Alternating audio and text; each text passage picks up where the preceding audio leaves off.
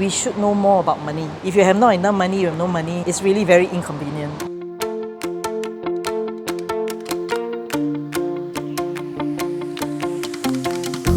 So my goal is to be not just financially free, I want to just buy back time with that financial freedom. I was very surprised that I didn't fall asleep the whole time. Cayden is really committed to want to teach us the ropes. So I'm very glad I'm here. Yeah, I'm so glad I'm here. The most helpful lesson is about not buying stocks but buying to businesses.